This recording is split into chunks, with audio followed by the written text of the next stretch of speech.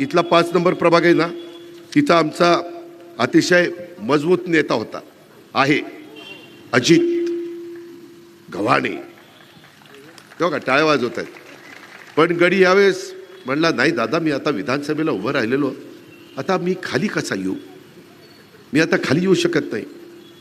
त्यांनी उभं राहायचं नाही ठरवलं की ती आमची गोफण्याची अनुराधा तिकडे निघून गेली. देवीदास देवीदास देवीदास देवीदास, त्याच्या नावात देवी पण आहे दास पण आहे. इतर वेळेस दादा मी तुमचा, दादा मी तुमचा. आता काय झालं, ती गेला की जालिंदर दादा मी हाय तुमचा, अरे बारीक हो दादा. ती पण गेला. पण ह्यांना दाखवून द्या, हे सत्य करता तिकडे गेले. ह्यांना असं वाटलं की हे एवढं खाताय, आपल्याला काही थोडंफार मिळालं तर हे शहराचा विकास करायला गेले नाही. ह्यांना दिसत नव्हतं का हे शहराचं वज वाटोळं चाललंय. आता ह्यांना अजिबात त्यांच्या खुणा दाबायच्या नाही.